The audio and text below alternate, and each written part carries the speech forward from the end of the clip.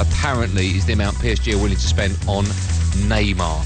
But who will be spending that money? Because I don't think it's the fans anymore that pay that money. We used to say we pay the wages. Do we still? Has football gone bonkers if this deal goes through? 08717223344. We have, of course, back pages in every hour. Kevin Hatchard talks European football transfers. We've got the Booby Lover, and we've got a new feature on the show, which I'll tell you about right after the news and sport headlines with Tanya Snuggs. Thank you. Coming up, 2 rescued after major flooding in Cornwall. And in sports, Chelsea boss Antonio Conte signs a new deal at the club. Talk Sport.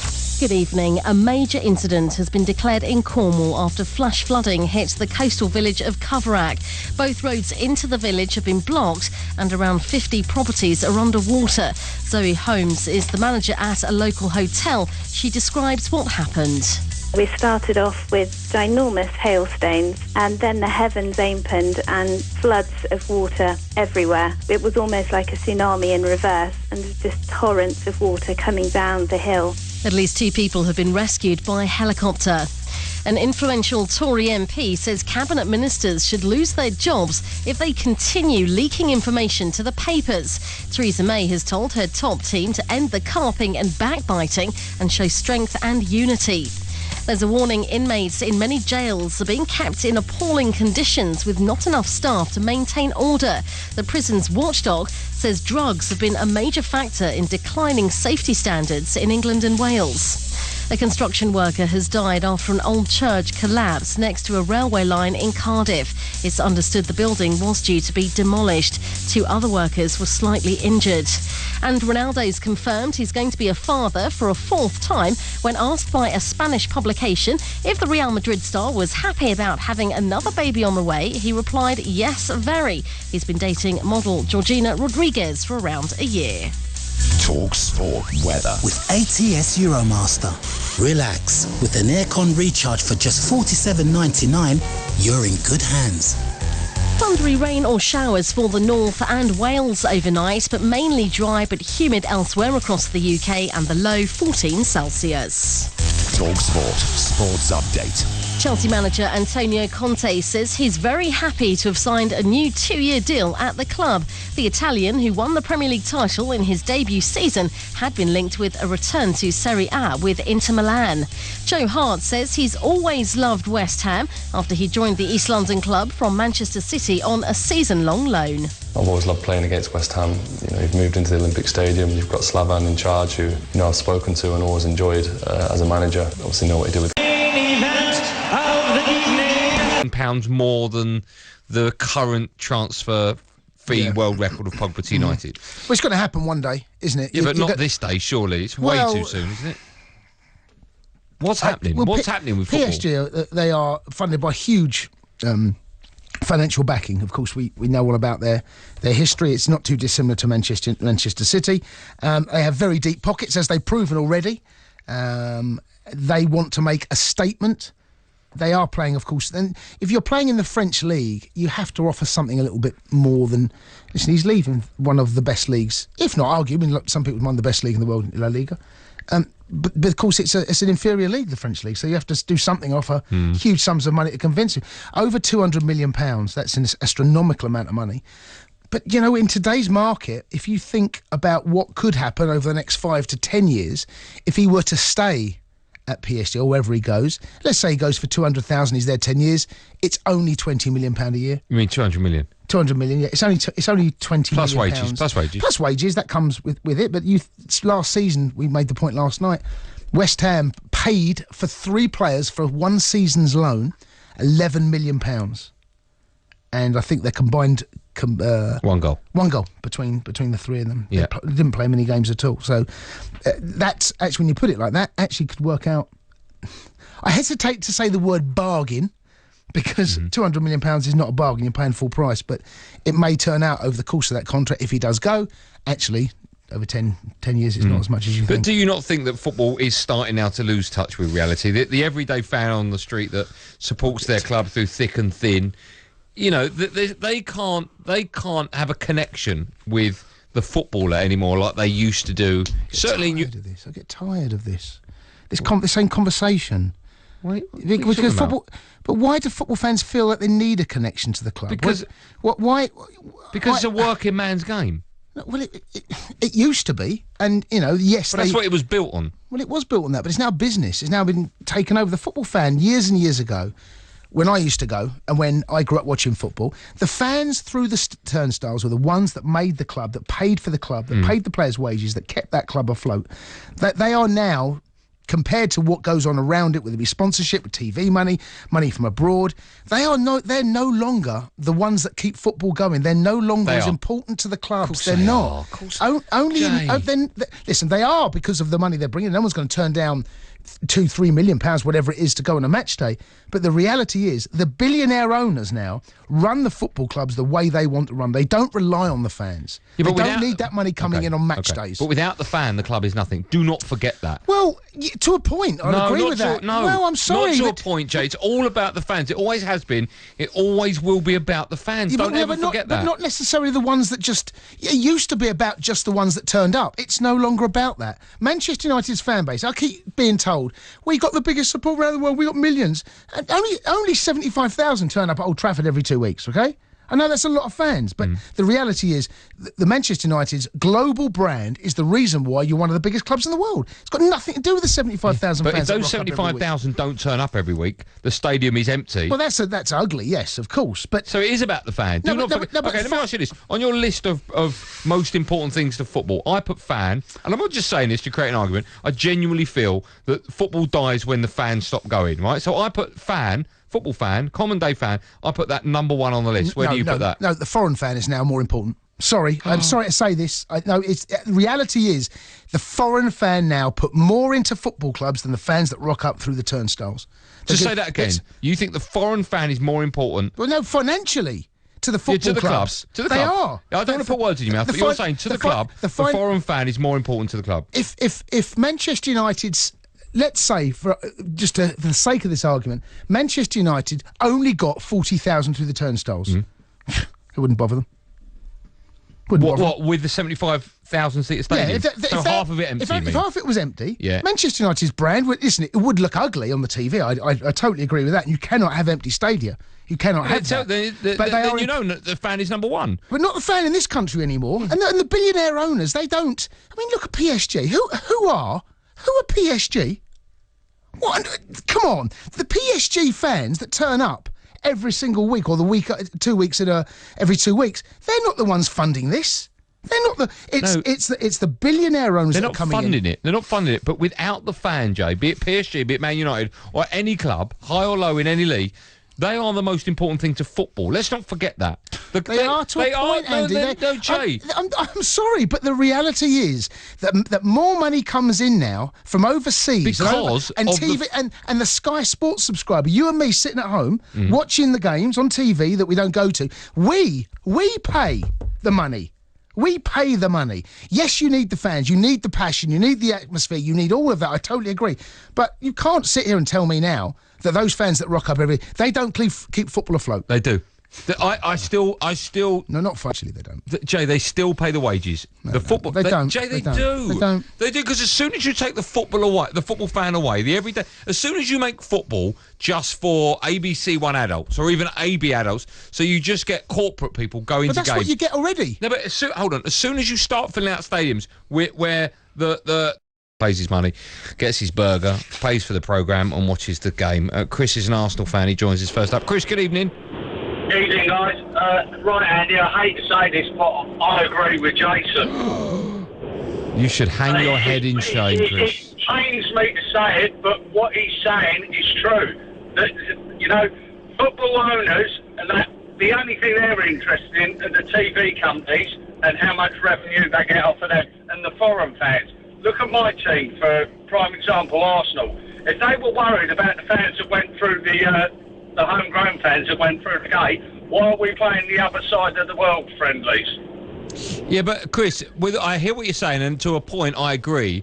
But if the Emirates is 2/3 empty week in, week out, A, it's going to look awful on the telly, B, it will embarrass the club, and C, the chance of your club attracting big name players to play in front of a ground that's nearly empty, they diminish.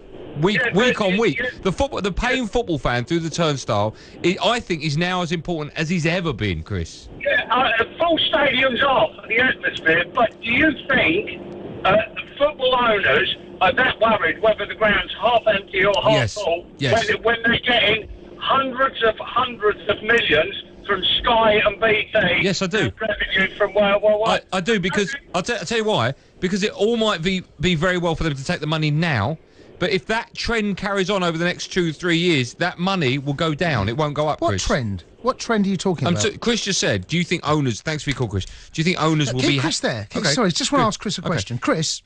Yeah? Sorry, just on the back of that.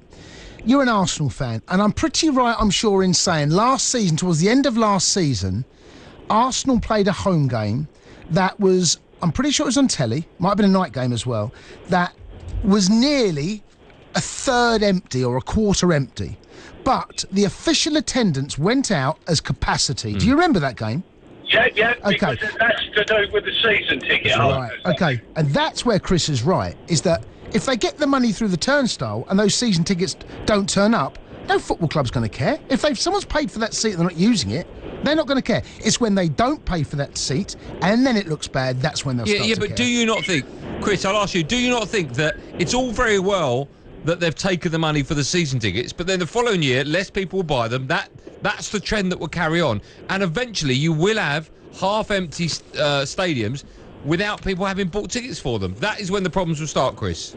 Yeah, but the thing is, you're still getting the TV money, and they'll still be able to sell the games to the fans. Yes, abroad. but when the next... It doesn't matter whether the stadium's half full or empty. It does. The fans all around the other side of the world, they can't come and watch us.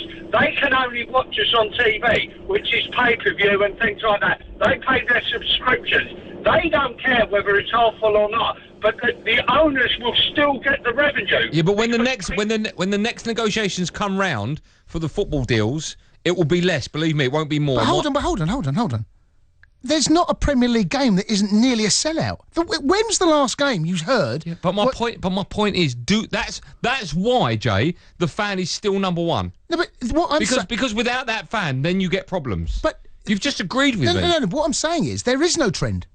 You're saying if that trend continues... What trend? No. There is no trend. No. There is not listen even... to what I'm saying. But there's not even... He gave an example. So I said if the trend in his example carries on... But there's no trend. No, listen to what I'm saying. He gave an example.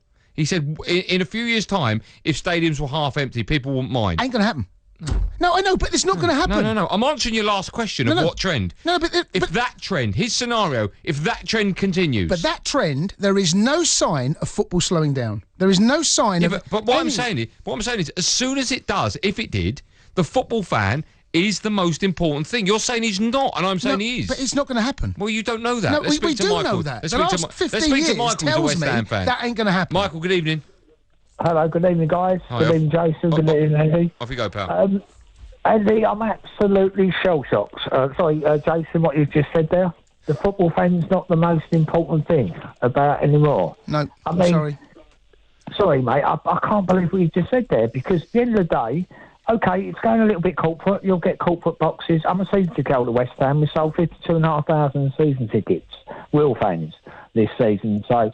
Well, you're getting this nonsense where all these people come from getting all the boxes to support their other teams like Man City, United and all that. I totally disagree. But you'll get that everywhere. You'll get that at Wimbledon. You'll get that. You'll always get corporate. But to say the real fan who goes over there, has his pie and mash, has a pint and buys his programme is not the real... Without them fans, there won't be a football club. I'm not saying it to upset you. The truth is, you are not as important, Michael, as you used to be. You're not the West Ham fan. 52,000 fans, Jason. Yeah. What would it just be? All boffs sitting there drinking champagne? No, listen, possibly. But what I'm saying to you is that the fan that used to turn up 15, 20, 25, 30 years ago at Upton Park was far more valuable and far more important to West Ham Football Club than Michael talking on TalkSport now is. No, you're right, in a way. In a way, you're right, because now it's turned into an absolute...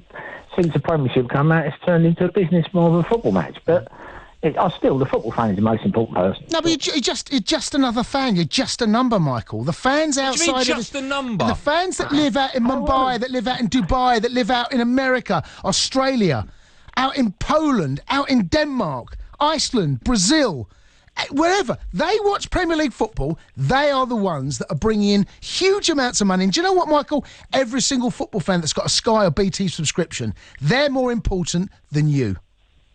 I disagree totally, Andy. I agree with you, sir. 100%. Good. Thanks for your call, Mike. You can't say it's just a number, Jay. They're not. They're complete opposite of just a number of football fans. I'm sorry, but they're not just a number. They are to the clubs. They're not, Jason. They are so much more than that. Well, in reality, you need that. They are the ones that keep the heartbeat of the club. But to football owners, without a heartbeat, it dies. But do you think Michael? Listen to what you just said. Without a heartbeat, it will die. But do you think Michael's season ticket is gone anyway to the 24 million? 24 million they've just spent on Marko Arnautovic. Yeah. That doesn't even pay for his 1 week's, a day's wages. Not even a day. Yeah, but that's the reality. But Jay, it all goes back to how popular football is and why you get full houses at the moment. And if you take that away, if you take that first block out of the huge Jenga building, the whole lot will fall down. Yeah, but it's not happening. There's no sign of it slowing down. You've got to. They're more than just a number. You can't say that about football fans. I'm sorry, but I don't want to upset anyone, but the truth is that Marko Arnautovic's salary, his wages, his appearance fee, his transfer fee, Michael has paid. No. It's just a pinprick in that contract. Mitchell's a Celtic fan. He's up next. Mitchell, good evening. All right, mate. Hi, Pat. Jay, you've lost your morals, mate. How can you say this? See, if I owned a big multinational business, right, and where am I going to put all my advertising? In football grounds, because I know everybody's watching. And I see something like, say, for instance, Fly Emirates, and I see it advertised. It's going to make me think, right, I'm going to fly with Emirates. So I don't know how you can say this. It's a lot. I think you've lost all morals. You have to have the fans there. If there was no fans in football, all this big money would be coming from nowhere because.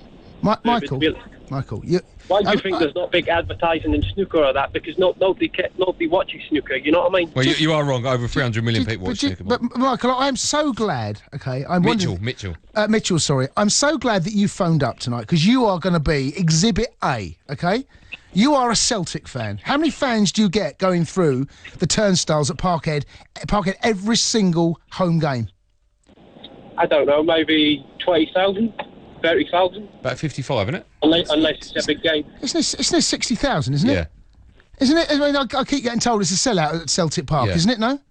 No, it's not every time, no. How many do you get there, a home game? Your average home game, let's say against Park... Average, I would say 30,000. 30,000. Well, I mean, to be honest with you, I'm surprised at that. But... The reason that Celtic can't compete with the big boys is because you haven't got the TV revenue that I'm talking about. You don't have the Sky money, the revenue that's coming in from the countries I listed above. You don't have that. Can I just jump in? Sorry, hold on, Mitchell. 55,000 average. Yeah, I was going to say, are you a proper Celtic fan, Mitchell? But it's not that they're not there. That's not what you get every week at Celtic Park. Well, it's only about. It is according to the club's website.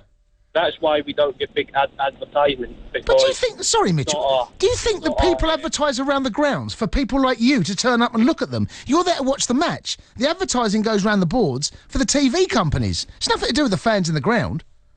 Yeah, of course it is. No, it's not. That's why there's only three sides. It's nothing to do with the fans. It's not like that. It's not, Michael. And then some... Mitchell. And some advertising I've seen at Stamford Bridge... It goes out in Chinese or goes out in Mandarin. It's because of the market abroad. Is he a proper Celtic fan?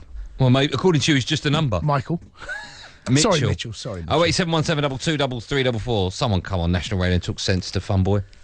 The Sports Bar on Talk Sport with Uber.